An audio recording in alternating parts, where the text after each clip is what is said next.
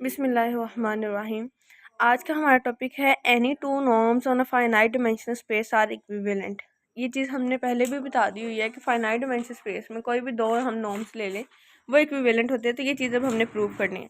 तो हम पे सबसे पहले एक फाइनाइट डिमेंशनल स्पेस लेंगे। उसमें बेस हमने पता है कि फाइनाइट है तो वो x1 टू xn होगी, इन्फिनिटी तक नहीं जाएगी।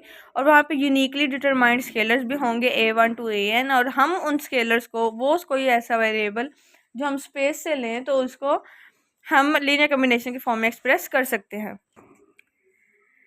तो अब यहाँ पे हमें पता है कि डायमेंशनल जो इसकी डायमेंशन है वो क्या है, फाइनाइट है, तो वो लेस देन इन्फिनिटी होगी। ठीक है, अब कोई भी टू नॉर्म्स लेनी, हमने दो नॉर्म्स ले ली, उनको इक्विवेलेंट लिखा। अब यहाँ पे हमने प्रूव क्या करना है कि ये डेफिनेशन जो इक्विवेलेंट नॉर्म्स की है ये फुलफिल हो रही है।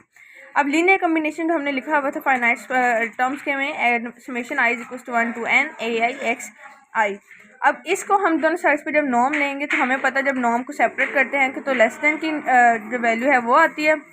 लेस देन की इनइक्वालिटी हमने लिखा summation i equals to 1 to n norm of a i norm of x i. अब आप इस norm of a i norm of x i को सिंपल एब्सोल्यूट वैल्यू भी लिख सकते हैं, क्योंकि हम जब नॉर्म सेपरेट करते हैं ना तो तब उसको एब्सोल्यूट वैल्यू में लिखते हैं। तो that doesn't make any difference which is less than equal to according to the definition of zeroth norm. तो हम क्या करेंगे कि हमें पता है कि वो ये कहता है कि जो आपके पास वेरिएबल होता है वो सॉरी स्केलर होता है उसका एब्सोल्यूट टर्म आ जाती है। तो मैंने इसकी एब्सोल्यूट टर्म लिखी, मैंने कहा आप इसको वैसे भी लिख सकते हैं। ठीक है, और उसका मैंने समेशन जो है वो इस वेरिएबल के साथ सेपरेट कर दिया। अब ये लेस देन क्योंकि यहाँ पे हमारे पास जो ए आई है हम इसको सुप्रीमम की फॉर्म में लिख सकते हैं। और डेफिनेशन, और मैंने अभी बताया आपको कि डेफिनेशन ऑफ जीरोथ नॉर्म के लिहाज से हम एक्स नोट को लिखेंगे। ठीक है, अब यहाँ पे क्या किया हमने कि अगर सुप्रीमम जो हमने प्रीवियस लिखा स्टेप में supremum i equals to 1 to n absolute value of a i summation i equals to 1 to n norm of x i. अब यहाँ पे देखें लेफ्ट साइड पे है नॉर्म एक्स। अब ये according to the definition of equivalent norms हम इसको बी एक्स नोट लिख सकते हैं, क्योंकि उसने ये कहा हुआ था कि ये डेफिनेशन है। ठीक है, तो हम नॉर्म एक्स है उसको लेस देन इक्वल टू इस टर्म के भी लिख सकते हैं ना, और लेस देन इक्वल टू जो हमारी इक्वेशन चल रही है वो भी। तो यहाँ पे b क्या है, समेशन हम लेट कर लेते हैं कि summation i is equal to 1 to n norm of x i जो हमने प्रीवियस में लिखा था। तो हमारे पास बाकी नीचे क्या बच गया कि जहाँ पे हमारे पास रियल नंबर हैं, बिकॉज x1 to xn क्या है, फिक्स्ड बेसिस हैं n की, जो हमने डेफिनेशन में भी पढ़ी थी। x को हम लीनियर कॉम्बिनेशन में अगेन लिखेंगे, उसके नॉर्म अप्लाई करेंगे और वो अब इसको ग्रेटर देन इक्वल टू लिख देंगे। क्यों?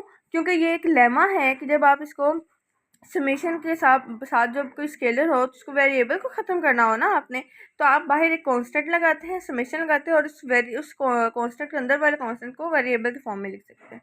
तो सॉरी वेरिएबल कह रही हूँ, इसको एब्सोल्यूट वैल्यू में लिख सकते हैं। तो इस लेमे की वजह से हमने इसको ग्रेटर दैन इक्वल टू लिखा into c into norm summation i equal to 1 to i absolute value of a i. अब देखें वहाँ पे नॉर्म जो है norm of x less than है बी एक्स नोट के, यहाँ पे ग्रेटर देन है इसके।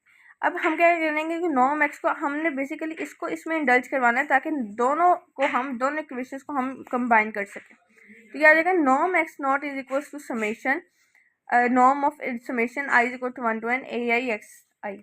सही है, अब यहाँ पे क्या करेंगे, नॉर्म एक्स नॉट अगेन इसका क्या इसका नाम है, नॉर्म सेपरेट करेंगे। नॉर्म सेपरेट करने के बाद जो स्केलर होता है उसको एब्सोल्यूट वैल्यू में लिखेंगे। अब यहाँ पे जो हमारे पास के वैल्यू है, के को हम क्या करेंगे कि let's suppose according to this individual will be less than k. अब देखें के लेट कर लिया हमने कि वो मैक्सिमम वैल्यू है एक्स आई के। ठीक है, अगर k is equal to maximum value है तो इसका मतलब है इसकी इंडिविजुअल वैल्यूज तो के से छोटी होंगी, क्योंकि के तो सबसे बड़ी वैल्यू है। तो हमने लिख दिया कि ये जो नॉर्म ऐसे एब्सोल्यूट वैल्यू ऑफ एक्स आई है ये लेस देन इक्वल टू है के। वैसे भी हमारे पास यही इनइक्वलिटी आ रही थी। ठीक है, अब यहाँ पे हमने के लिखा था। अब के क्या लिखा था हमने कि के हमने इसको नॉर्म ऑफ एक्स आई के इक्वल लिख दिया था, नॉर्म ऑफ एक्स आई जो मैंने यहाँ पे साइड पे लेट किया हुआ। अगर हम इंडिविजुअल आइटम लेना चाहें तो वो तो फिर के बड़ा है, और यहाँ पे तो यहाँ पे के बड़ा, के को ख़त्म करेंगे तो फिर ये वाली टर्म छोटी हो जाएगी। तो मैंने इसको इस तरह से लिख दिया। अब इस वाली टर्म को हम इक्वेशन 1 में जब पुट करेंगे तो हमारे पास आ जाएगा c into norm x not over k. ठीक है, अब यहाँ पे आ जाएगा norm x which is greater than equal to, अब ये सी भी के कांस्टेंट है, के भी कांस्टेंट है, तो इन दोनों को एक ए कांस्टेंट का नाम दे देते हैं, ए इंटू नॉर्म एक्स नॉट।